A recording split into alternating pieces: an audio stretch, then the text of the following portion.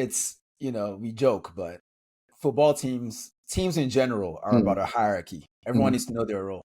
I don't think there'll ever be a clear hierarchy between Vinny and Mbappe. They're just kind of going to do, we both the nice nigga in the rap group, So even though they're 50 years old, like Jim Jones and Cam, they're going to be beefing over some bullshit that nobody else cares about. Ladies and gentlemen, welcome back to the Shirtless Plantain Show. This is the weekend edition. You have myself, Tosin, alongside Deen and Coach. Fellas, how you doing this weekend? Doing good, but you can see it's cold again, so I'm hooded up. Yeah. Well, me too, but it's warm where I'm at. But solidarity, nigga. Climate change works for some of us, not for all. Not for everybody. Let's start off in Italy, Serie A. Napoli hosted Juventus and they beat them 2-1.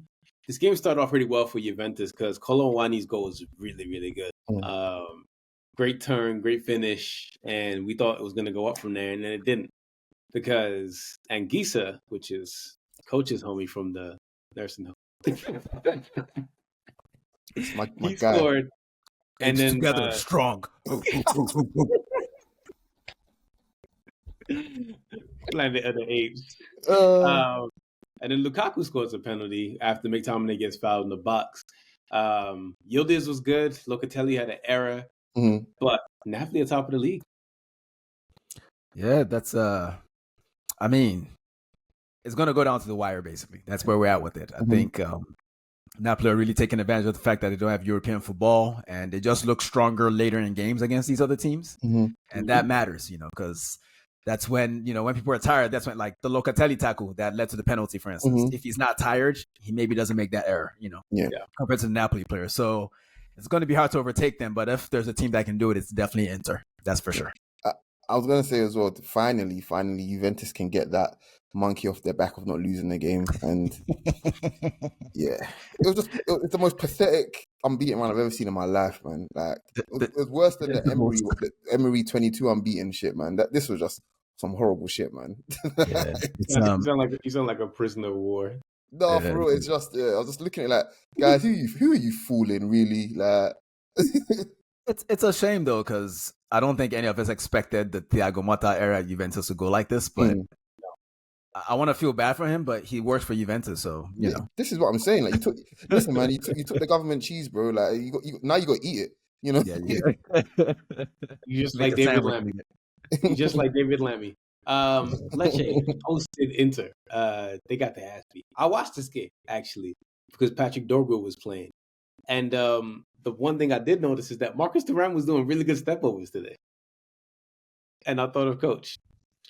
Well, he has the first goal. Like, we can continue this agenda if we want, but let's be honest, he's a really good player. Okay, whether Coach likes him or not, it's really irrelevant. So. Yeah, assisted the first goal. He did some Thuram monkey ass shit. Okay, we need to stop this monkey shit. Who started this? This was Tosin's fault. We're on a good run before we hit record. Now I'm just saying monkey everything. But yeah, it was an easy game for Inter. I mean, they rotated. They got the points. I mean, Lecce are not a good team. You'd expect this from Inter. Game done and dusted. Easier assignment for them than for Napoli. But you be who's in front of you.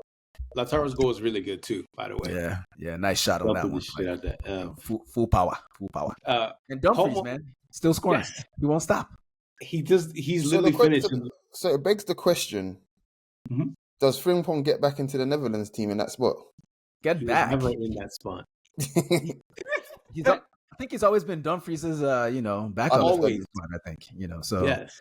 I'm just here to shit on him, to be honest. I'm just not fan. So don't mind me. Like we try to be classy because Pep revolutionized the sport, but as we're seeing of recent, it feels like we're moving into the next phase of tactical evolution, where someone like, I think Pep even complimented Iraola in an interview. He's like, that looks to be the system that's really gonna move the game forward, and it's nothing new under the sun.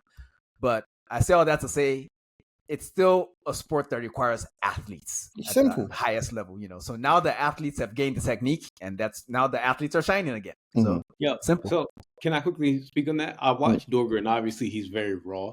And the thing that I noticed about his game is that he's obviously physical as hell. So I was like, that's where we're going now. You just have these big ass kids that just like have but he's a really good ball carrier as well. Like, he is. I looked at some of the numbers. Don't mind me. I looked at some of the numbers, and I was like, these are comparable to some wingers. So all I know is that no matter what he is, when he goes to the theater of dreams, it's gonna be nightmares. So I don't really care what he's doing right now, man. The only way he can succeed in life is to avoid you motherfuckers, because you ruin everything. Yeah. Well, we'll get to that later. Como hosted Atalanta, and I put this game on last week. Told you guys to watch it. That was a really good game. Yeah, that was a really good game. All of the goals were good. And Nico Paz's goal was just. But Retegui scored the most strikiest of striker goals in this game as well, for sure. Like, excellent finishes, man. Like, bro, that dude, just his body movements, his finishes, it's almost like he's from a different generation of footballer. Like, he doesn't look like any of these other strikers. He's a 90s box. He's a 90s Serie A striker. That's what he is. Yeah, he's perfect. He wouldn't be out of place. He's even got the name. Retegui goes into the same pantheon of names of Montella. Boy there. Huh? Yeah. Crespo. He just needs to grow his hair out. He needs a hairband. That's what he needs. But that boy is incredible. That's the Atalanta back on the winning trail, though. Because it was kind of looking like they were about to fade away. But it was nice. They've snapped out of that officially. Cesc had a nice little post-game session with the boys. Fabrizio posted. It's really cool. Like, he was talking to them, saying, "You guys are the reason why I got into coaching," and just trying to encourage them. He goes, "Let's go say hi to the fans now." It's cool. It's cool. It's cool, but it's also weird to see Pep as a coach. Milan and Parma at the San Siro.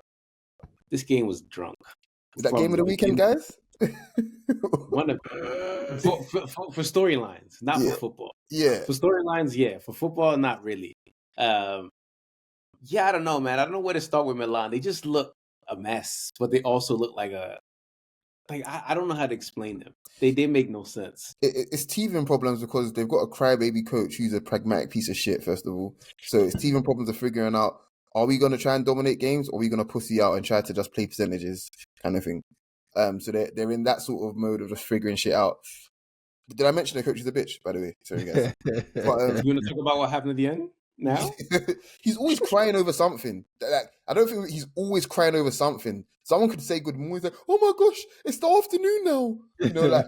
Just some dumb shit like that. But yeah, man. Put it like this: there's very few players that get me off my seat in terms of doing the basic shit to a very high level more than Tijani Reinders. He's just aesthetically pleasing at playing the game in a simple way. But I want to say on his goal, the most pressing thing for me for that was the pass from Musa. I know he's a decent-ish passer. I didn't think he had that in his locker. Seriously, it was a really, really good pass. But I think the whole... I was going to say, you can't spell USA without Musa, baby. So. But I don't know, did anybody pick up on just how well Pavlovic played this weekend? Why is there two good Pavlovics at the same time in Europe, by the way? But he was incredible. The defender, you mean? Yeah. I didn't even know he was at Milan. I don't care about them niggas. Once I saw the person that scored the opening goal, I was like, you know what? Let me just go back to sleep. I don't need to do this shit, And I didn't realize that the game was this dramatic and difficult for them. But I did catch the Chukwueze winner, which kind of felt. That was a bit of a goal mouth scramble, if you will. Yeah. And you got to feel for Parma, because holding a team like Inter or Milan to a draw that late. Actually, not even to a draw. They were winning until until injury time, essentially. Then bam, bam, and the game. Yeah, Pavlovic scored an equalizer. I got it chalked off. This all was in the 87th minute. Yeah, shit was going on at 10-0, baby. Hey guys, guess what? Good. Guess where Zion Suzuki's from? Ghana. That's why he didn't save it. Oh yeah, he's half Ghanaian, isn't it? Yeah. Fair enough. Try to stop a Nigerian. He's not going to AFCON, so there's that. Yeah. It's weird. Every time I watch Parma highlights this season, I just enjoy. Regardless of the result, I just enjoy watching that team. They're just not good enough to actually win anything. They're very young, but they have a lot of talent that bigger teams will be looking at over time. I'd mention names, but I feel like we've given this game enough attention. Yeah. Udinese hosted Roma. Roma beat them 2-1. They're getting the little bounce back. Lorenzo Luca Banga started everything off, and they got 2 soft penalties, but it is what it is. Roma got their 3 points. Yeah, it's this is another game where it feels like the team that got the points did not deserve the points, because those penalties were both soft. But You know, you got to eat your food. People get soft penalties all the time and miss them. You know, and they take games off after. You know, but I ain't saying no names. You know, so it's whatever. You know, I'm not mad about it at all. I'm so over it. You know, even though it happened 2 weeks ago, a lifetime ago, but whatever.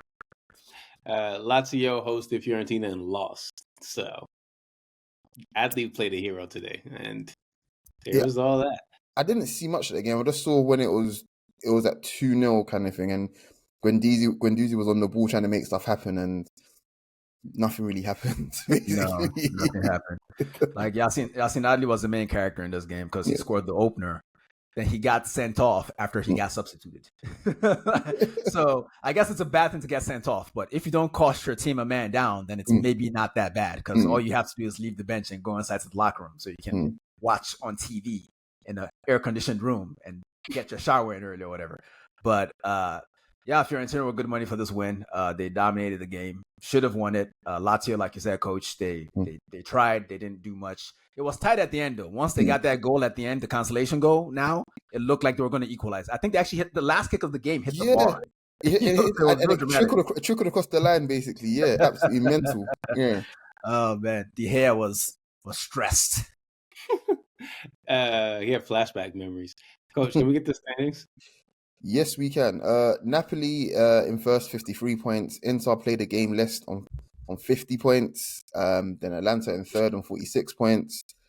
Lazio 39 points. Juve are on 36. There's only 3 points separating 5th and 8th, by the way. What a league. Let's go over to Germany.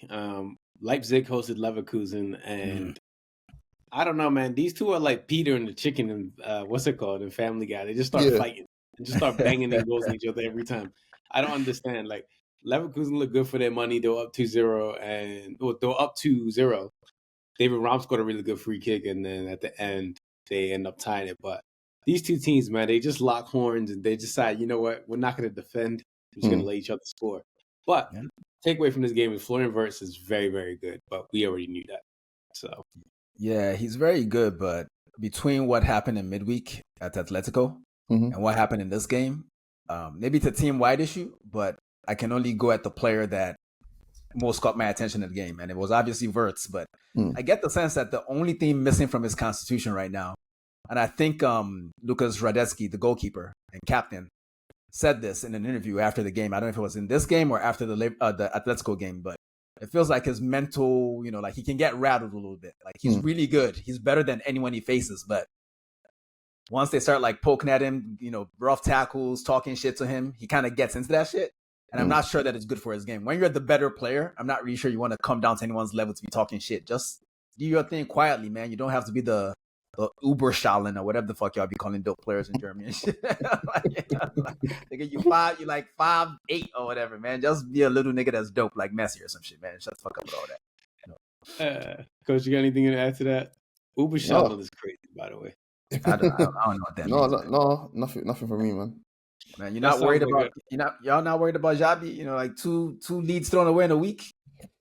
He literally won them their first ever title. He would literally go out on his shield, guys. Like, it's not about the job, just about the team, really. Because if these niggas don't step up, it's over. It's basically over. But they're the closest to Bayern.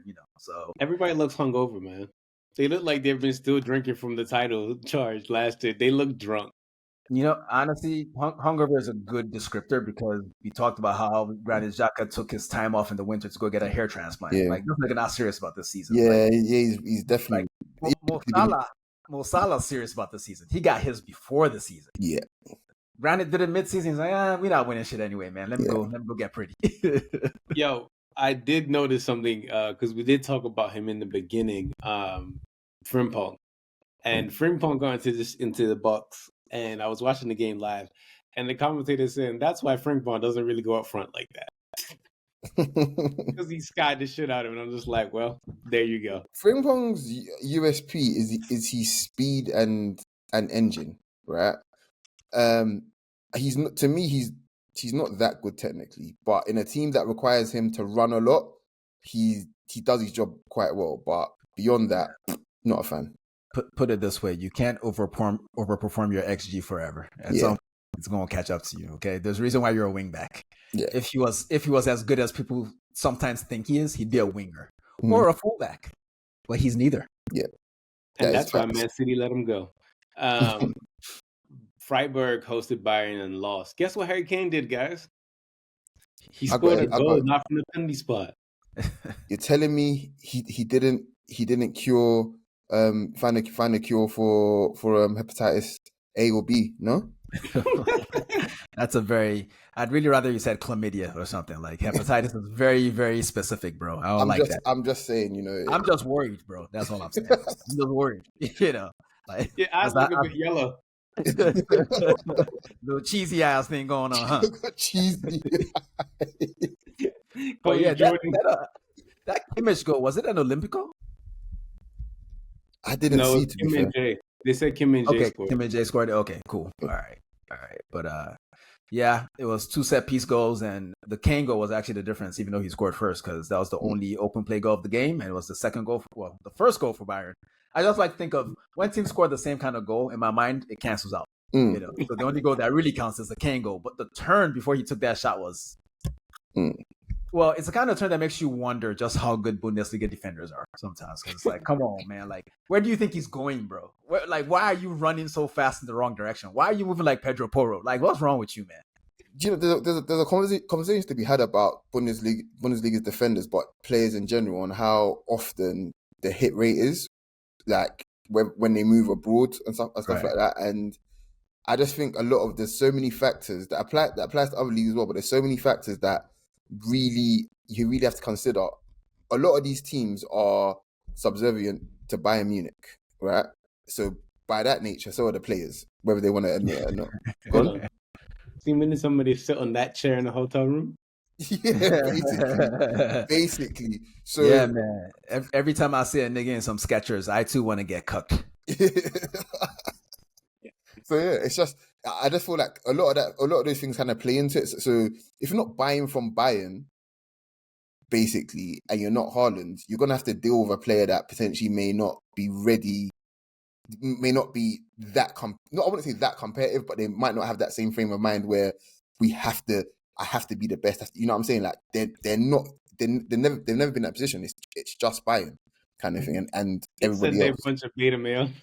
I'm just saying that, if I'm wrong, I'm wrong in it. But I feel like it's a credible sort of observation, personally. I kind of see the logic. Like if you spend, you're a German player growing up in Germany, and you're at an academy in a country where everybody knows what team wins the league every year. That might affect the mentality, really. Like if you just have this mentality that there's a couple games every season that you're just not going to win. It might make you a little less competitive than, say, someone from a league that's a little more competitive. But that's just a theory that we have. We can't back this up with stats or anything. This is just pure nigga science. Yeah, nigga science. Like, I would have taken that Omar nigga, at my club right away, whether he's competitive or not. That nigga got the numbers. Yeah. Nigga, that's all I care about. Numbers. Good job, numbers. Yes, sir. Dortmund and Werder Bremen. Dortmund did something that they usually don't do. They got a point. Woo! Losers. They got a point last week. They got one today. Yeah, I mean, I don't even know who's coaching them right now. Oh my gosh, it's a former player. I've forgotten his name. Oh my gosh, Sebastian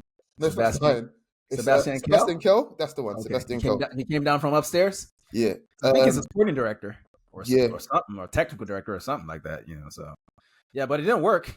Yeah, but I tell you what, they went a goal down, right? And then they went 2 goals up. No, they went a man down. A man down, sorry. And then they went 2 goals up. So that's what I meant. And who was it? That nigga I do not rate. Nico Schlotterbeck. Yeah. So overrated. People tell me that he's good at football. I tell those people, watch the football. I'll be honest with you. I don't rate a lot of Dortmund players right now, kind of thing. So you mentioning Schlotterbeck, I'm just like, well, okay, you can have that kind of thing. If there was one that I do rate, it's Guirassy. And both these goals, if I remember correctly, were just like, when you're talking about someone digging you out of a hole and just doing what they do, because I don't think he did much else in the game apart from those kind of thing. But when he was called upon, he done it. And even looking at the lineup kind of thing, their front four was good that started, but everything else, I look at it and I think, nah, I'm just not having you. Regardless of what kind of form you're in, Sabitz is now on the bench again. Like, after his purple patch of form and shit, there isn't much going on there. Yeah, it just feels like they've lost their identity. Yeah. I think for a number of years, like up until about, let's say, when they sold Haaland and Jude. I forget who left first. But I think up until that point, we could all say what Dortmund was. They're the finishing school for Europe's best young players. Now everybody's taking Europe's best young players. Dortmund isn't the place where they build those players anymore necessarily. They still try, but they're not really. I don't know if the guy that's recruiting isn't as charming anymore. I don't know what it is, but they're not getting the best young players. And as a result, they just have this squad that's a bit of a mismatch. If you got Emre Can in there, you got Pascal Gross in there, but you also got someone like Jamie Bino Gittins. So I'm not really sure what they're trying to do. Speaking of young players, I'm going so. I was going to say, Dean said something just now that just made me just laugh. Calling the football club a finishing school is crazy, by the way. But I mean, does anybody remember Leonardo Bittencourt? Because he scored a banger yesterday against Dortmund, right? And he used to. How am I supposed to remember a nigga I never knew? What's wrong with you, man? And the funny thing is, he used to actually be at Dortmund. Damn, that's cold. Yeah, like as a youth player, basically. Young, he scored a great goal. He said, "I think I remember you from like a decade ago." Bittencourt. That's like a 30s manager name. No, his dad used to be. Because I'm pretty sure his dad was a Brazilian, if I remember correctly. I mean, his dad is Brazilian. Yep, and played in Germany. His name is too cool for him to be German. We know that. So. Yeah. But Jesus, man, we've watched too much football. Let's move on. Man. Honestly, when I saw his name, I'm thinking, oh my god, like there's a name. I'm pretty sure my years of playing Football Manager has served me very well in that regard. I don't agree. Hoffenheim to Frankfurt to Hoffenheim hosted Frankfurt. Dean's boy got a brace, and he looks so good. He's so good. It's shout out Elliot Ross, a friend of the pod. I knew who Hugo Ekitike was. I've known about him since he was at Reims, or how you say that? Then when he went to PSG, he sort of disappeared a little bit, because Senator Mbappe banished him from the entire country and sent him to Eintracht Frankfurt. But that said, I think he's next up, and whether he scored or not, we're going to have this argument today, Coach. And you know what's coming. I would rather, as an Arsenal fan, spend somewhere between, let's say, 50 to 70 million on Hugo Ekitike now, rather than trying to get Alexander Isak from a club that doesn't want to let him go, Because I feel like the only way it happens, Coach, is if they don't make the Champions League. And Newcastle look really good this year. They're probably going to make it again. Yeah. I'm not paying 120, 140 for one player. That's one single point of failure if you spend that much money on one guy. So to me, it makes sense to get the younger version. That might be a little more robust, because that's the other thing about Isak. He'd be getting hurt, Ethiopian and shit, or Eritrean. They don't eat too good. Yeah, I'm way past this idea of, let's always look for the best. Guys, let's just do some dumb shit, and if it don't work out, it don't work out. Then you start crying. You start crying like when we had Emery in charge. You start crying again. Like, that's what happens when you do dumb shit. If it doesn't work out, it affects years of squad planning. So Arsenal is not rich enough to do that kind of dumb shit, man. We do in years of watching football. I can honestly say the dumbest still that we done was Pepe, right? It was Pepe. Let's be like, in terms of the money, everything outlaid, and for the team. I think Lacazette was worse, Coach. I think Lacazette was worse. Nah, I don't think so. I think it was worse. I don't think Lacazette was worse. Only because the value that we actually got out of him in terms of the fact that he was, even though he was pretty much underwhelming for all of his time at Arsenal, we at least got a player we at least got a player that was on the pitch most weeks. And he helped with the ushering in of the likes of Saka, ESR, them players kind of thing. But you see with Pepe, right? Pepe had his first season, his stats were decent. His second season, I think, were better kind of thing. But we never once looked at him and thought, wow, 75 million? Yeah, I'd pay that again for him. Not once, right? And since we took that plunge, it's almost like, shit, we've been burnt by forwards before again, but let's just be as careful as you can with that. You can't be like that. So personally, Ekitike is great. Generally, Ekitike is great, and I'm not saying I wouldn't have him kind of. If you ask me to pick today who I'm picking the guy that's already badding up the league that we're playing in already. It's that simple. Like, yeah, man. It's even a lower risk if you want to play that card. So I don't know. I think it's easy to say that, especially when it's not your money. You know, we're just playing fantasy sports here, but ultimately, I just feel. Remember when Isak was at Real Sociedad? Mm-hmm. We wanted him back then too, right? Yeah. And we didn't get him. Yeah. So why don't we just rectify the error and do the right thing now? Like, why does it have to be a proven player that's going to cost so much money? Most of the transfers that cost over 80 million fail. Mm-hmm. They fail, you know. And get sent to Real Betis on loan. Well said. In any event, I'll take either one. I'll take either one. I'm not complaining. I'm not complaining if we get Isak. I'm just saying this makes more sense to me. If there's one thing we could say is that he survived Mbappe, so he's tough. He's tough, yeah. Basically, he's a tough boy. I got one thing to say about Hugo. You know who he looks like? He looks like a shorter version of Wemby, even though he's tall. Yep. That's another reason why I should get him. I was going to say that, but you said a shorter version. How can you be a shorter version and you're literally almost 2 meters long? Like, fuck off, man. Wemby's 7'6" or some shit like that. Yeah, like, it's just ridiculous. What are they putting in? What are they putting in the water in France, man? Are they mixing the water with baguettes now? What's going on? Congolese. and he's not the tallest player in the NBA, which is hilarious. Right? Yeah. On we go. Kevin Garnett said he wants to take him under his wing, by the way. But what wing? What wing, nigga? How you gonna take a 7'5" nigga on a wing? Like the physics don't work, KG. Shut up, KG. That old nigga, man, he losing his shit, man. Him and Paul Pierce be doing too much of that fucking weed. He's gonna teach him how to be a VL. That's what he's gonna teach him. St. Pauli beat Union Berlin 3-0. Oh, by the way, for Hoffenheim, Gif Orban scored his first goal. Remember that little short Nigerian? He scored his first goal. That just came to my head. St. Pauli hosted Union Berlin in the hipster derby, and they beat them.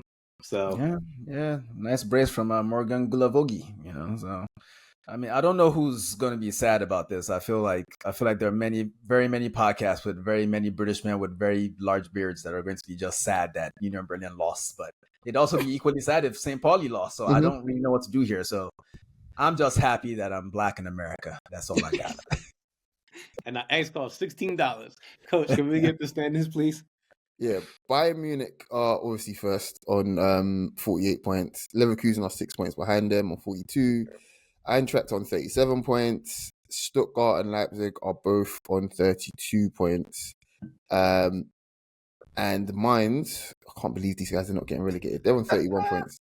I deliberately left their game out of the running order because I didn't want you to acknowledge them at all. And unfortunately for me, I didn't realize that apes could read. So here we are now. What have you to assume that I'm not just using AI? So. Coach T. Let's go to League One. PSG hosted Reims and it was 1-1. Kivicha got his first start, and it just doesn't make any sense to me where you got Bradley there and just whatever. It's not my money, but yeah, they drew 1-1. Yeah, that's tricky, Coach, because I feel as if you can. I don't know. Would you play them together? Is there a formation or situation in which you would play Barcola and Kvaratskhelia? Yeah, just gone. False nine, Kivicha. I wouldn't say false nine. False nine Kivicha is an option, but I would also just say you drop Kivicha back a little bit, and play him as the most advanced midfielder, because obviously they're still going to play a free in midfield, and you just play him as the most advanced midfielder.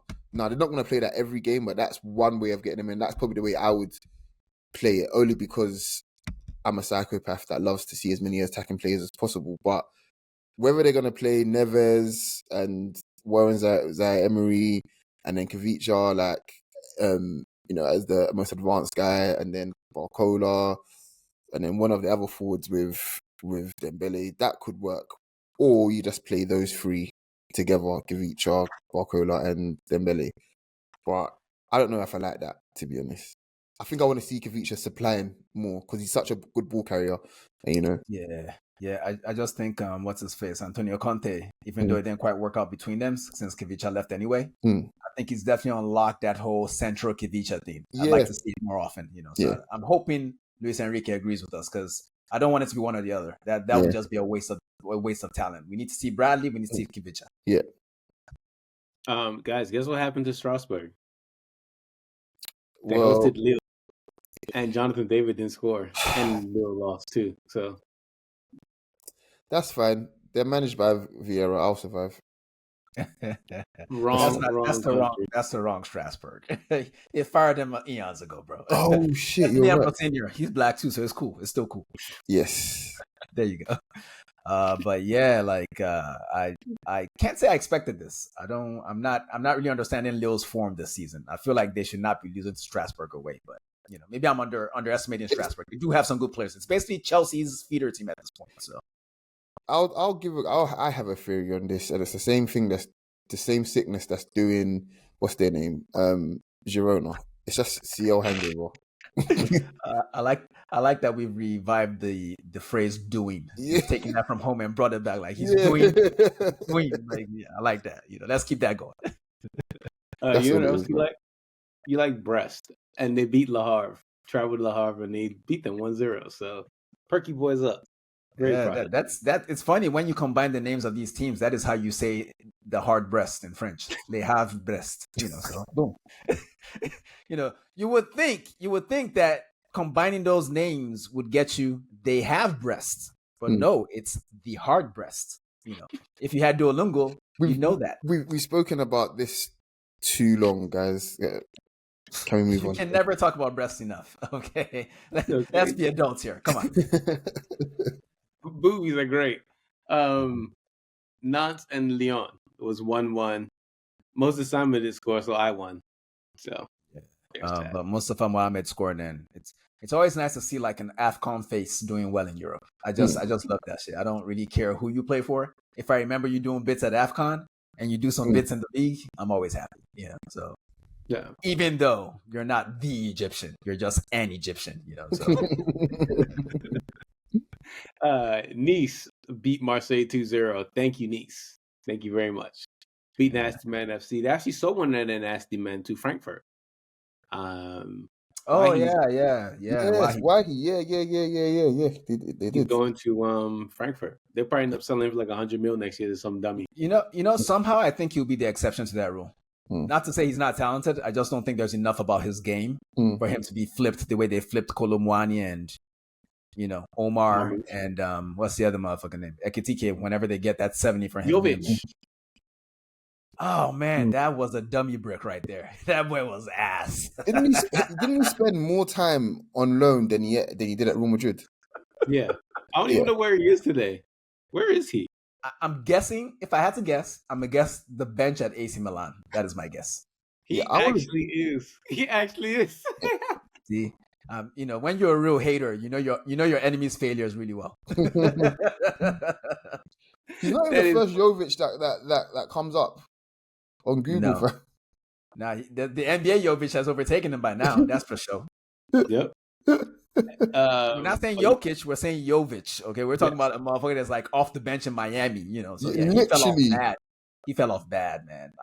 He actually looked like a player that I tracked for real. So it's a shame. It's a shame. Yeah. Literally, the first one that's happened Jovic, it goes Jovic basketball. Your spot has been taken. Oh man. I forgot he even scored. Oh, it's Gusan and Ali Cho both scored for Nice. So thank you very much for doing that. Appreciate you guys for beating Nasty Man FC.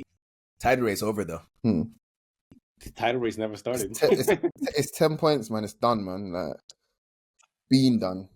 Hey guys, Monaco and Rennes was so fun because Aklush, that's our new one. He scored a wonderful overhead kick and just chaos ensued after that. But they won 3-2. Yeah, it's I think this deserves extra credit.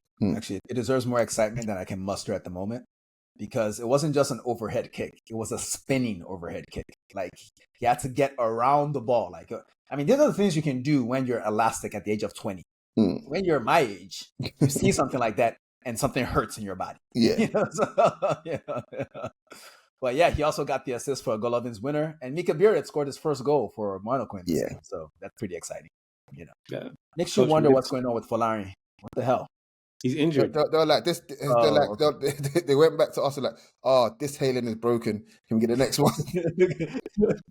Can we get the white one on a discount? I don't want the floor model. Can I get the floor model? Yeah. Can we get the standings, coach, please? Of course you can. PSG 10 points ahead of Marseille on 47 points. Marseille on 37 points. Monaco 3 points behind them on 34. And Nice on 33. And Lille and Lyon round up the top 6 on 32 and 30 points respectively. Yeah, everybody seems to be sucking in France right now, literally apart from PSG. Like, hey man, it's funny you say that because fellatio is a French word. No, for real, like the form table is just ugly for everyone else. Like that little green red dots that you put oh, in the bro, it's just like gray, red. It's literally looking like a bunch of traffic lights, man. Like, Mallorca is a beautiful place, apparently. But they hosted Real Betis. Man, you got to get your money up, man. Don't say no apparently. No one. Niggas gonna think we broke. We pay you well, man. You need to go on vacation. Come on. Mallorca hosted Real Betis, and I really want to thank Real Betis. Not only did they win, they also won by taking Anthony off our hands. So thank you very much. Appreciate you guys more than you can imagine. Yeah. Honestly, like, there's no universe in which Anthony actually revives his career at Real Betis. And this isn't me being a hater. This is just me acknowledging that this nigga is bad at football. Like, I don't understand how this happened. I genuinely do not understand how Ajax did this. Edwin van der Sar. Heaven. I don't know, bro. Maintain made a song called Yahuze. That's how. Yeah. But yeah, shout out Betis, man. Always taking these broken former ballers and non-ballers or whatever. This guy's gonna see him first time in training and ask, "What the fuck is this shit?" Like, hey, Hector, why does he keep spinning? You know what's the crazy thing? The crazy thing is that Anthony is just bad, like just really, really bad at football. And I think Hector Bellerin is a better footballer than him. And put it like this, I don't rate Hector Bellerin at all. Like technically at least anyway. Like I think he's gone. Hector hasn't had legs for like 5 years. Like he tore his ACL and that was the end of it. You know, like if he was a better technical player, he could have prolonged his career at the higher level. But because he wasn't, once he lost that speed, he had to step the level down. That was it. You know, and also. Betis are paying most of Anthony's salary to United. All right. Enough of your little victory lap or whatever. Okay, like you're still 12th on the table. Relax. Atletico Madrid and Villarreal was 1-1. Both these teams just decided to knock each other out. Yeah, it was weird. I mean, Atletico, right as everyone acknowledged that, oh, you guys are in great form. You have this 15-game winning streak. All of a sudden, this starts happening. You know, so. They're not going to win the league. I can say that today. I'll tell you what, though. Both teams missed a bunch of chances, man. Like tons, and I think that's probably not what Simeone wanted to see. His team giving up lots of high-quality chances. So yeah, they may be on a slump now, which I'm not mad at. Particularly, hopefully that slump continues into the Champions League. Because God help the team that faces them in the Champions League. They're knocking someone out big if they face them. You ain't lied. Valladolid hosted Real Madrid, and Mbappe got his first hat trick. One thing I noticed about this game, him and Rodrigo are on the same wavelength. They really, really understand each other. Do you know why? Do you want to know why? Let me hear your theory. We spoke about it already, guys. There's a chair in a hotel room, right? That's all it is. That's all it is. It's, we joke, but football teams in general are about a hierarchy. Everyone needs to know their role. I don't think there'll ever be a clear hierarchy between Vinny and Mbappe. They're just kind of going to do, we both the nice nigga in the rap group, so even though they're 50 years old, like Jim Jones and Cam, they're going to be beefing over some bullshit that nobody else cares about. Yeah. But Rodrigo is a player that has spent most of his formative years, because he got to Madrid pretty young, serving other players. They've never anointed him as the man at the club. So he's willing to sacrifice parts of his game to help other people look better. And that's just the kind of player he is. Like he's the one closest, like, say, Benzema was before he left the club. I'm not going to say Vinicius or Mbappe need to, like, step their ego down or anything. No, they are what they are. But that's the reason why Mbappe looks good with this guy and less good with the other guy. And also just time and connections. Him and Jude have formed a really nice chemistry where they, play this little face me, I'll face you type ball sometimes. You touch, I touch shit, So, yeah, it's nice to see Mbappe finally, looking like himself again. And Madrid not having to rely on Vinicius, because it kind of felt as if for the last 2 seasons or so, if he didn't pop up, it might happen. It might not happen, So good for them. Yeah. And I think the funniest thing part of this game was probably Rudiger running up to after Mbappe scored his penalty, running up to the player that tried to stop their celebration, and straight up said to his face, "Fuck off." Literally in pure West London racist English. Literally told him fuck off twice. It was the funniest thing I've seen. I had to rewind it again. I'm like, what is that kind of thing? When a player was trying to interrupt their celebration for some reason, like, how dare you do that? Like, I don't ever see players trying to interrupt celebrations ever. What the hell is that? Isn't that a cop? No, it was Rudiger. Oh, it was Rudiger who did it. Yeah, literally. You know what I'm saying? That's what made it even funny. I was like, what the hell? Well, a crazy man recognizes crazy, So that is true. That is very, very that shit true. right in the bud. Yeah. Hey guys, before you know how many goals behind the top the golden boot Mbappe is now? 2? 1. 2? It's 2 now. Okay, so he scored on. He scored, isn't it? Yeah. So what did we learn here, people? Coach may be able to read, but he can't count. Barcelona, they flogged the shit out of Valencia. They would thought Gary Neville was back the way they beat their ass 7-1. Jesus. And Lamine Yamal just keeps showing that he's the greatest thing since Messi at 17, I guess. That kid is freakish.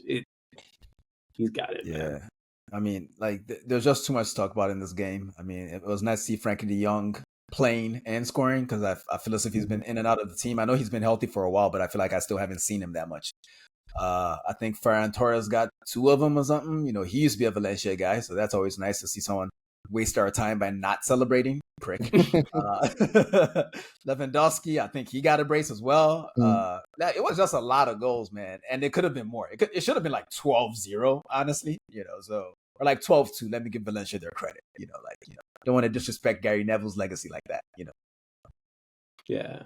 Well, Ayala's not walking through them doors. Real Sociedad hosted Getafe and lost 3-0. There's a Nigerian midfield. I think I brought him up last year. Crisantos Uche. He's finally starting to play midfield, because in the beginning of the season he had to play striker because someone was injured. But now he's moved back into midfield, and he looks a serious prospect in that middle of the field. Like, I know we joke all the time about this Nigerian. Like, he actually should be starting for the national team in midfield. He's a serious player at that one. But he got to go. I've got an idea, Tosin. Maybe you should start for the national team in midfield, because everybody seems to be able to start in Nigeria's national team. So at this point, fuck it. Let's. In fact, all 3 of us just go. Listen. Go on. I was gonna say, this nigga does not respect Nigerian football. Like, he thinks everybody can play for Nigeria. It's ridiculous, man. Like, no, he cannot. He's been good this season. He's done nothing. We don't know him. We're just talking about him today. He hasn't done enough. You got to do more. This, Dean, I'll play 6, right? You can play 8. I'll play 6. My legs are gone. I was going to say my legs have gone, but fair enough. Okay. You play 6. Tosin, you can play next to him, kind of thing. I'll just morph into Frank Lampard and just feed off scraps and whatever else. This nigga said he love France Nazari. Look at him. No. I'm not having Tosin in my midfield. I'm not having that. Like, no, Tosin got a whole bench. I love you, but you got a whole bench, bro. Like, nah, fuck that. I'd rather play a man down than play Tosin. Fuck that. Nah. You're a striker at best. At best. So yeah, we're all Nigerian. We all qualify. Like, Tosin, why haven't you recommended me? I already got my FSOJ durag on. I'm good to go, baby. Look at that. I got the cake. I know your real ages, nigga. I know your real ages. You niggas was playing with. That's why I can't play in our midfield. He a snitch. Yeah. It's facts. Nigga, I am 21. I've been 21 for 20 years, guys. I'm the new Kanu.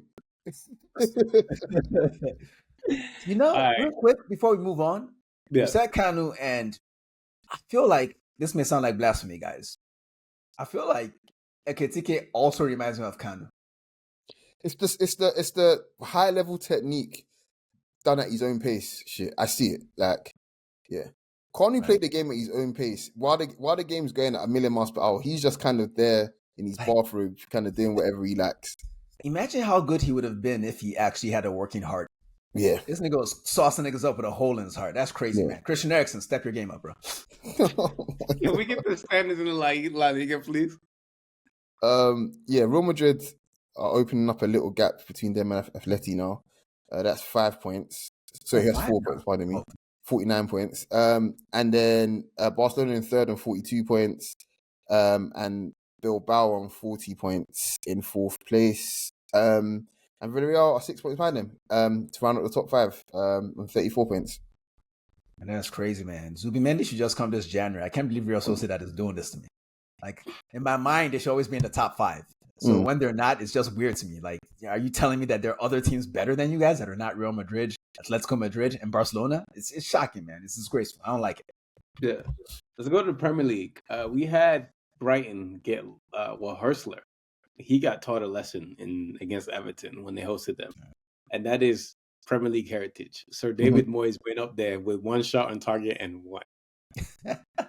You know what? He's a big bitch as well because he like literally his post-match interview was so petulant. I was like, really and truly, you need to like have some respect for Sir David Moyes, right? He's won a European trophy. You likely never will, right? So kiss the ring. Like, I'm gonna just say this much about Fabian Hurtzler and keep it pushing. I know that nigga got German citizenship. He was born in Houston, Texas, so I know his type. Oh, really? I also know that he votes for the AFD. That's what I know. Somebody prove me wrong. I saw him driving the Tesla to work the other day. Was it a Cybertruck? Nah, it was a German Cybertruck. Well, it's a Cybertruck, nigga. Move on. No, his is Liverpool beat the shit out of Ipswich Town. There's no other way to put it. They put hands, feet, elbows, knees, and all of that on them. They fucked them up. I just want to revisit this whole Kieran McKenna is a good coach thing because I cannot for the life of me understand him showing up to the Emirates and playing a very respectable deep block. Yes, they lost the game, but they lost 1-0. And if you're 1-0 down in the game, you're in it until the ref blows the whistle. You might get a draw. You never know what might happen. He has hosted City, and what they shipped in that game, was it 6 or 7? 6. 6. And now he went to Liverpool, and the game was over in the first half. It was over in like the first 30 minutes. Yep. How good is this nigga? Like, so here's my thing, which makes everything worse. Chelsea also went to was it Portman Road, and they beat the shit out of Chelsea. To be honest, they gave it a good go, and it's just making me feel like he's really misjudging how he should approach games, like on a week-to-week basis. Because if you know you can get at Chelsea, fair enough. You should have a bit more respect for City. You should have a lot more respect for Liverpool as well, especially Liverpool in this form. So what are you doing in training exactly here? I don't know, man. Trying to fatten up Leaf Davis for the sale or some shit. He not coaching no fucking patterns. Because I saw it last weekend. I can still see Kevin De Bruyne running through the half space over and over again. I was like, bro, I'm on TV in America. I can see this. Do something. They ain't do nothing, And same thing this week.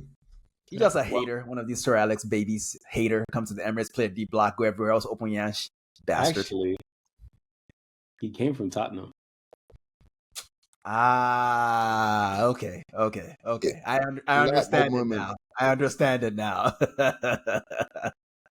There you go. Southampton hosted Newcastle, and their guest came in their house and slapped them and told them to go make me a sandwich.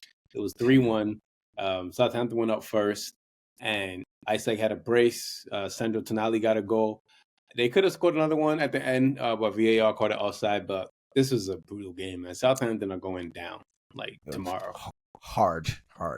Alexander Isak, coach's boy. I see it, bro. I'm not saying this shouldn't happen. If it can happen, great. But I'm just not trying to be stressed about it. That's where I'm at with it.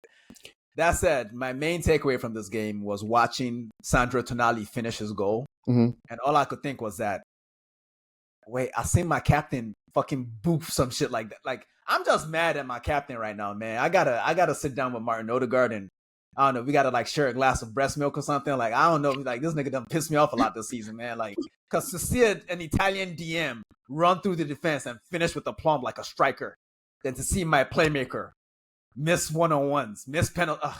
Man, it's not about Arsenal though. It's not about Arsenal. I think my favorite thing about this game was Isak's second goal.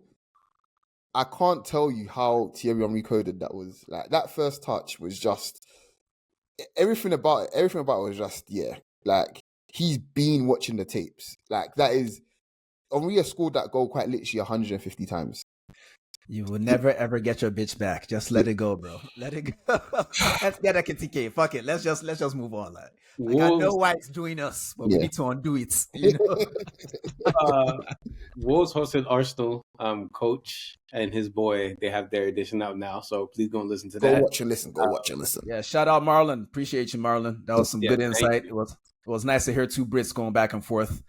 Even though by the end I was like, between the two of them, they got like 3 brain cells. Fucking Brits, nasty motherfucker. USA baby, boom boom, bald eagles, all that shit. Anywho, real quick, this was a game I missed. I never miss Arsenal games, but I had an obligation, so I had to miss the game. And I was getting texts while I was driving to my location, and shit wasn't feeling good. Motherfuckers was telling me they turned the TV off and all that. Thanks, Michael Oliver. I don't want to relitigate it, but I feel like most reasonable observers. No, please do. Okay. I just don't. You have to have a bias against a team to make a call like that. You know, like forget all the other stats. Like where have you seen that before? There was cover. It wasn't a dangerous tackle. I mean, if you slow down the frame of any tackle, you can make it look dangerous if you want to. Then the worst part to me is that today, now the PGML has doubled down on this shit. And now they're circling the wagons and going, the mental health, protect Michael Oliver out like, oh, he's been abused by. It's like, that nigga don't even got social media. He a referee. How the fuck they abusing him? Huh? I know the Royal Mail. I've mailed shit back from England to the US. The Royal Mail is shit. So he didn't get a fucking letter in the post overnight. So who the fuck yelling at that nigga? Anywho, as far as the game goes, this was probably my favorite performance from Arsenal because of the circumstances, because of what I was going through personally while the game was going on. And it's just really good to see a team, a man down, give nothing away. Just say, you know what? It doesn't matter. We're still much better than you, and play that way. And on Havertz, I know he missed a bunch of chances he should have scored, but I'm happy when a striker is missing chances. When a striker is invisible, I'm sad. Yeah. So for him to keep stepping up to the bat to try to make something happen, even if it's not happening at the moment, guess what, guys? It's going to happen. So give him some time. That's where I'm at with it, Coach. What you got? This is just more on referees and shit in general. I probably need to tap Tosin up for this as well. But guys, the best refs I've ever seen in my life, right? Genuinely, I cannot remember. I literally just had to Google someone, right? This I had to Google him. I had to Google the ref that sent off David Beckham. I don't know that nigga's name, but I know he was a good ref, right? Oh, Kim Nielsen from Denmark. Well, there we go. You're clearly a nerd.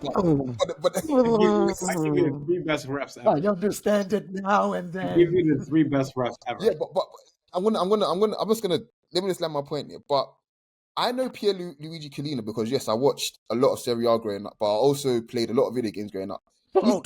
And he's the only ref. He's the only ref I know to ever be on the cover of 2 games, maybe 3 games, and he was great at his job, right?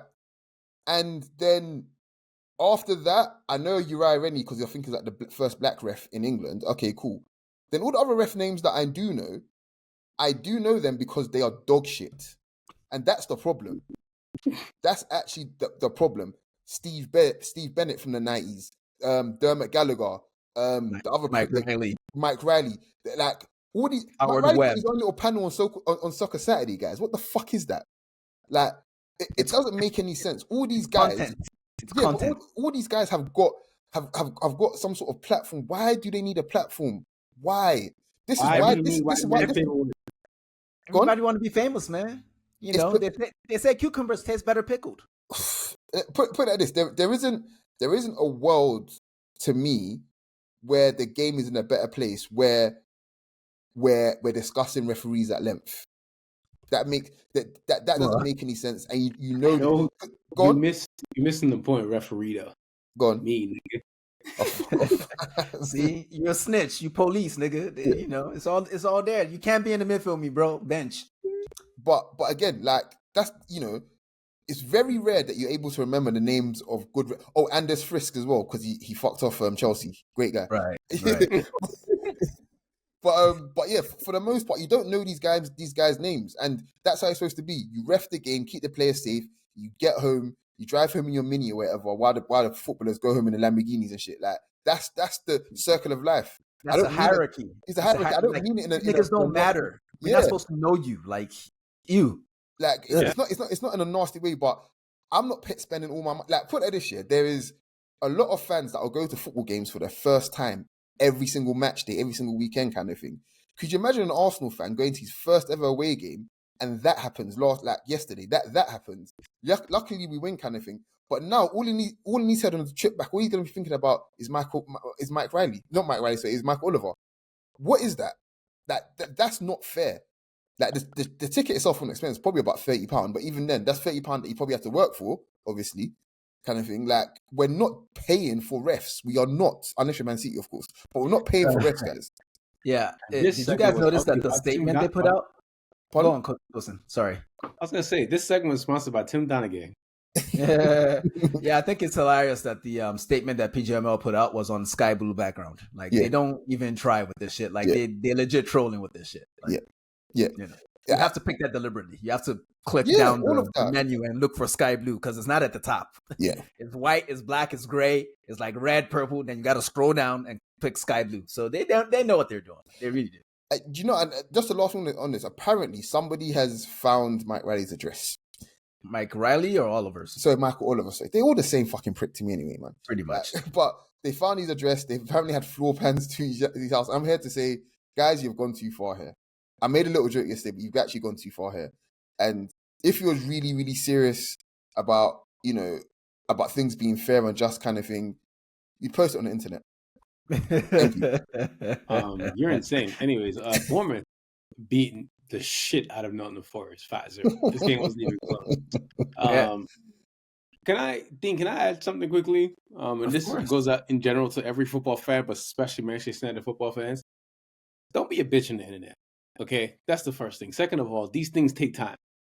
When Arola got hired, his first 2-3 months, they look bad, right? They lost 10 games in a row or something like that, and then they got their recruitment right, they got players. It's like shit happens, okay? Contexts are different. Like United fans can't compare their situation to Bournemouth. Okay? No, you can't. It's just a different circumstance. Like your shit is a harder, higher lift. So no, for calm sure. down. But what I'm saying is just they're not saying, you're seeing fans saying, well, oh, we took this manager, look at him now when it's like, no, he's been there for almost 2 years now. So right. People rarely acknowledge the work that goes into these moments of success. Like we're a very forward-looking podcast. We actually picked Bournemouth as one of our teams of the year for the entirety of 2024. So we liked what we saw from Iraola very early. So people like us get the right to be bitches about Iraola. Like I would like him in my team because I liked him when he was back in Spain. But if you're just acknowledging what Bournemouth are doing now because it's eye-popping, because Justin Kluivert is scoring every week because Dango Guattara somehow got a hat trick playing out of position, which is fucking insane. Calm down, please. But I will say that Deen Huijsen boy, he is going straight to the fucking top. Amazing defender. Woo!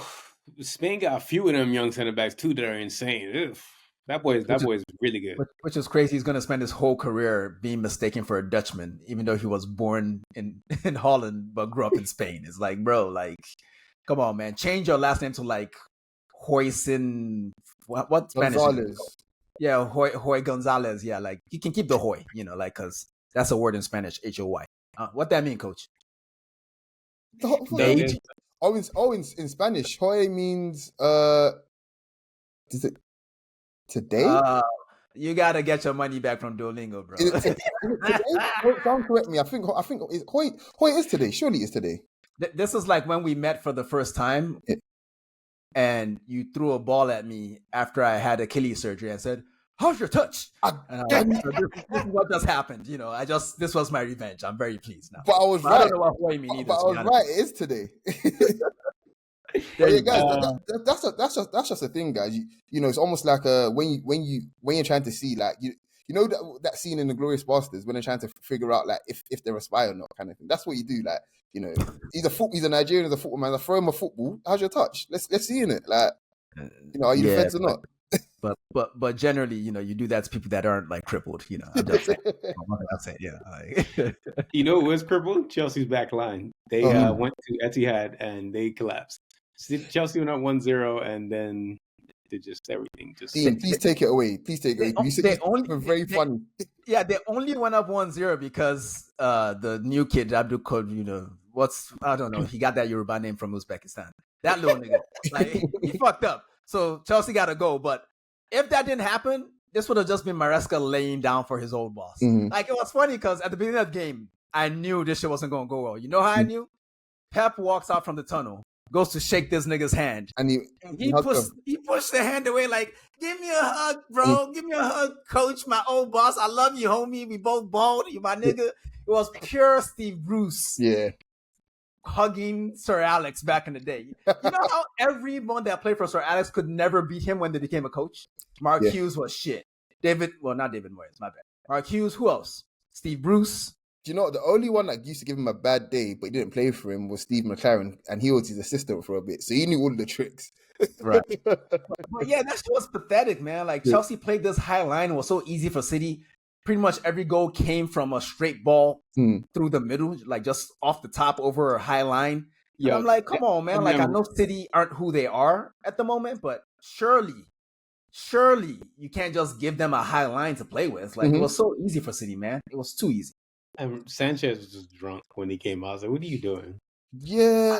I'm not even tripping about that, to be honest with you. I'll be honest with you. Chelsea, like I said before, they might have 1.5 good defenders and goalkeepers combined.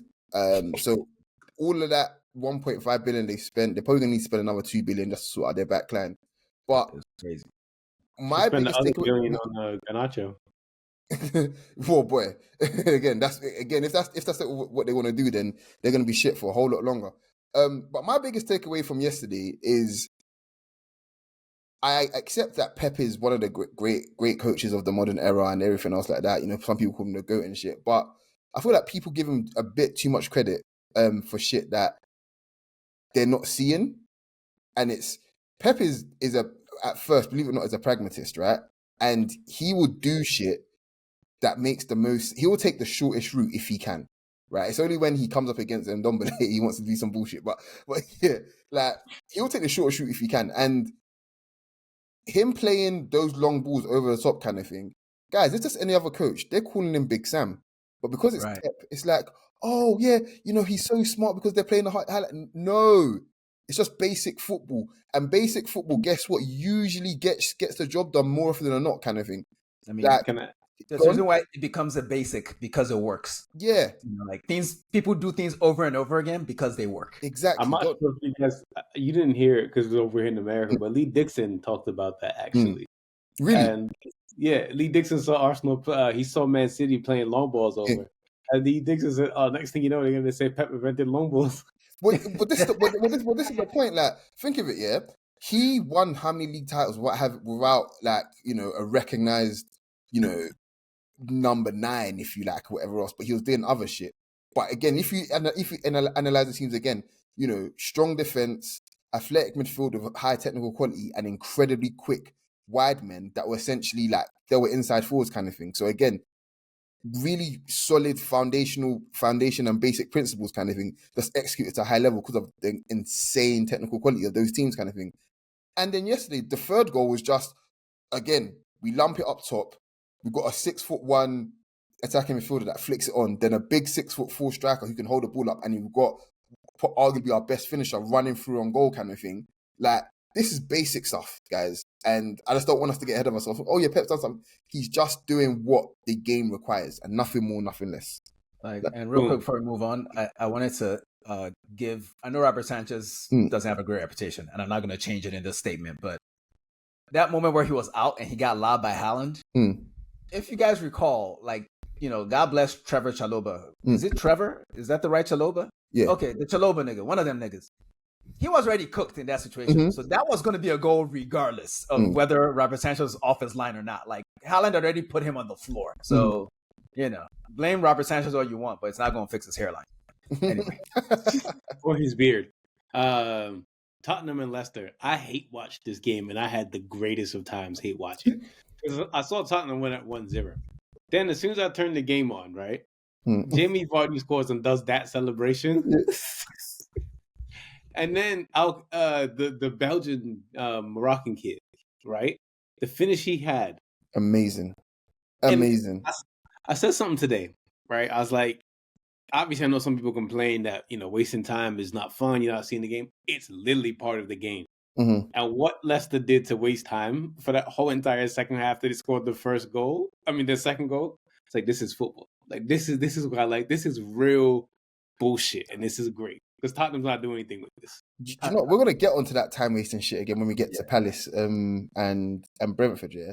But that Vardy thing, Vardy versus Tottenham might be the greatest sort of rivalry, one of the most underrated rivalries, should I say, in Prem history, because he's been onto these guys since 2015, guys. Like, he's been shitting on these guys for a very, very long time. And Tottenham is, their easy target kind of thing, but he's got smoke for everyone.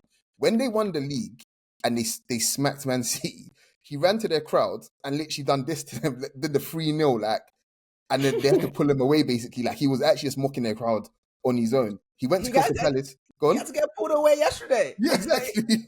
He went to Crystal Palace, scored a goal, started flapping around like an eagle and shit. Like, he's got smoke for everybody, but Tottenham are such an easy target, and he really knows how to wind them up, especially in the season that they won it. Tottenham was supposed to win the league or whatever else kind of thing. He's like, he is essentially like their Thanos, if you like. He's snapping them niggas into relegation. Because I'm worried, bro. I'm worried. Like, I like Ange. I like the guy, but I just feel like we've seen this happen a lot with Tottenham managers, where it's so obvious to me that Tottenham built that new stadium. They have money, I think. They were in the Deloitte money league thingy that I saw last week. They make some money. They just need some bodies. Like, just get him some bodies, and because far be it from me to pity a rival team, but I'm looking at these. They're dying. Like, what's his name? Pop Sauer should not have played this game, man. He came off in the 50th. That boy was not fit, And I don't know that they have anybody else, really, if they're not going to play their youth players, So Daniel Levy, man, like, you beefing with Vardy, you beefing with your own coaches, like, just spend the money in the right place, man. Like, or don't. I don't mind. Personally, this whole Tottenham situation is cool with me, because last season, when you should have won a game, all of you wanted to lose the game. Now you losing hella games. Enjoy. Yeah, Crystal Palace hosted Brentford and lost 2-1. One of my favorite things is when Mbeumo scored a penalty. When he scored that penalty, right? You can see Wissa behind just celebrating, like just running behind. It was so cool. It's a great distraction tactic. It generally is. But guess what? They're gonna clamp down on that shit, which they shouldn't. They shouldn't. No, they should. Why? If you have an 85% chance of scoring a penalty, people shouldn't be distracting the goalkeepers behind the penalty as well. That's ridiculous. I think that's hilarious, personally. It's hilarious, but it's fucking ridiculous. It's hilarious and innovative, actually. That's the word I'm looking for, I think. It was cute. It happened. Let's move on. Let's not have that be a theme. I don't want it. But just on this game, I noticed something. I think, obviously, by the way, Esse scoring his first goal, like, with his first touch, basically, with his first touch. Happy for him, he's played for Millwall, which is the quote unquote local club kind of thing, and then Crystal Palace have taken him, which is even funnier to me.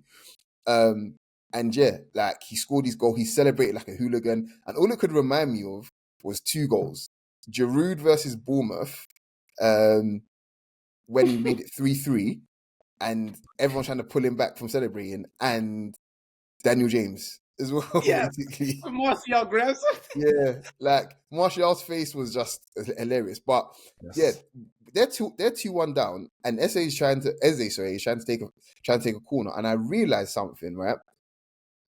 Not just Arsenal, but other teams that are taking corners, kind of thing. They will take their time over those corners, right? To try to settle themselves or whatever else, or just whatever, try to get their formation in place, whatever else, kind of thing.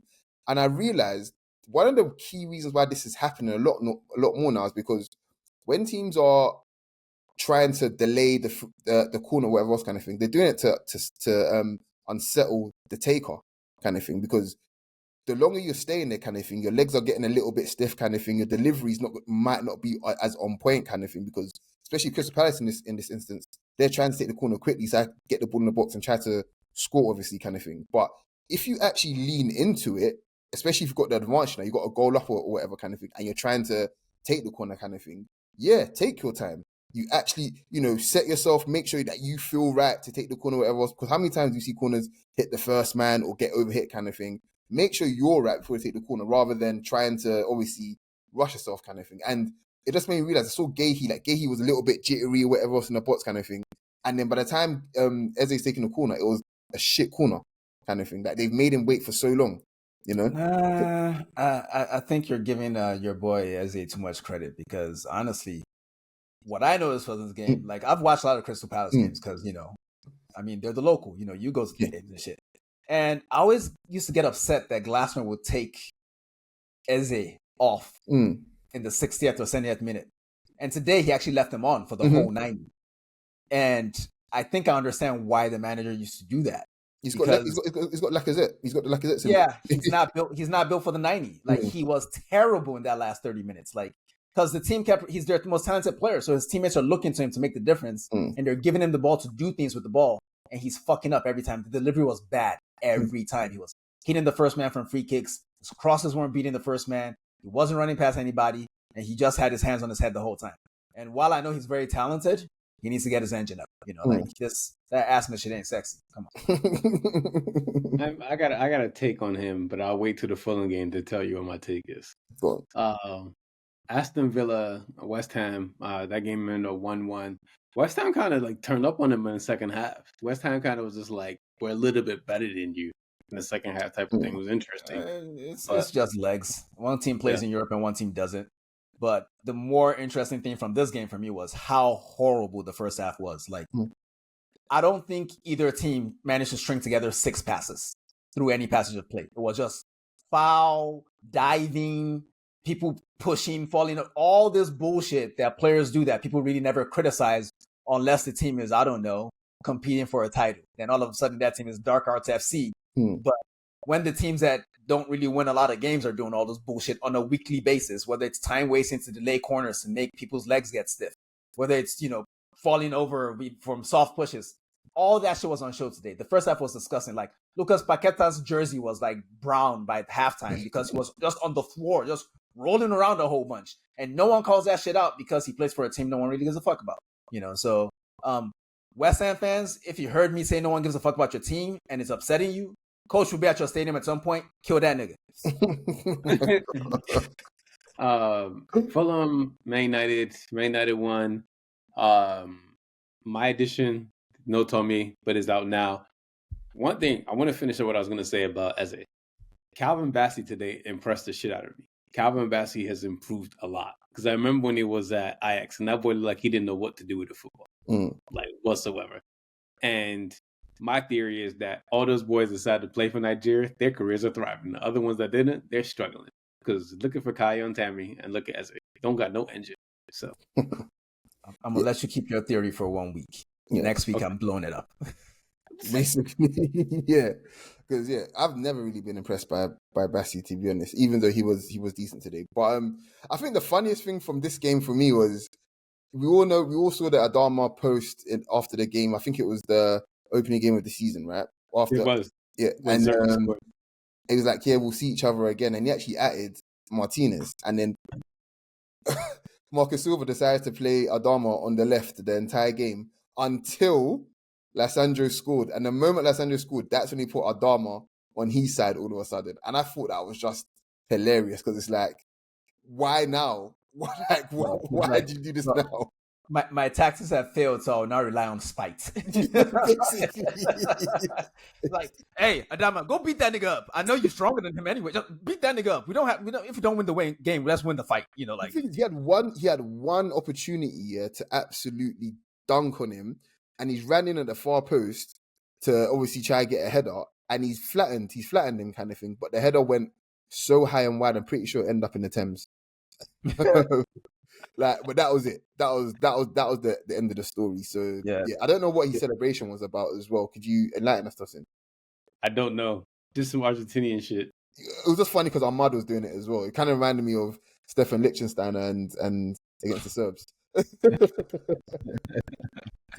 Yeah. Dean's boy, by the way. Dean's right and I was wrong. Toby Collier has been impressing me. He saved our bacon today off the line. He absolutely saved our bacon today.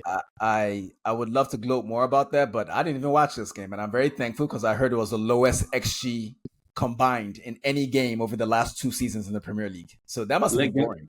Let me tell you something. I made a whole entire pasta bake while I was watching this game.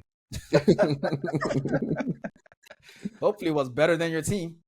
Oh, it was. I had a red wine. It was fantastic. I mean, I saw when I was watching, I think it got to the 70th minute and neither team had a touch inside the opponent's box in the second half. Like, I would say a virgin joke, but I'm way above that. That's disgusting. Yeah, that's nasty. Rasmus Højlund, man, I got a new nickname for him. Oh, no. His name is Hulk Højlund because all he wants to do is wrestle the defenders. He don't get no touches in the box. He just wants to just do DDTs all day. Hulk Højlund is class. I think that's Ten Hag's fault because I feel like all that bullshit started when they came away to Arsenal and brought that motherfucker on and was trying to wrestle Gabriel and shit in. After the game was, he fouled him in the box, and it's like, bro, the boy came on to wrestle. Like that's not football. You're not gonna get calls for that unless Mike Oliver is reffing against Arsenal. But right? Man, yeah, this game was trash, but we won. Yeah. That's all that matters is 3 points. So we play Tottenham soon, so hopefully they're still injured. Coach, can we get the standings if we get out of here? Yeah, Liverpool 53 points, Arsenal 47 in second, Nottingham Forest after their battering on 44 points. Man City and Newcastle are both on 41 points, and then Chelsea and Bournemouth are both on 40 points. Even more interesting, Villa on 37 points, and I feel like they should be further away, but they aren't for some reason. But yeah, like that's very interesting. I know we was talking about how close and interesting Italy is, but Premier League is just as well to me. Yeah, well. Yeah, I got anything you guys want to... Oh, Champions League is back this week and Europa League last week of both of those tournaments. And then we get into the knockout stages or the qualifying stages. Nobody cares about the Europa League. Stop doing this, okay? We know why you mentioned this. Stop doing it, please, okay? You will never be in my midfield if you keep behaving like this, brother. I didn't play midfield, man. You did, I know. I don't got the legs. Do we got anything else you want to add before we get out of here? Like, share, subscribe. We love you guys. Yeah. Keep supporting, please. We're out. Everyone take it easy. Peace. Peace. Hey, folks. This is Deen from the Shirtless Plantain Show. Don't forget to subscribe, comment, and follow us on all our socials. You can see them right beneath our recordings in every video. Thanks again, and see you on the next one.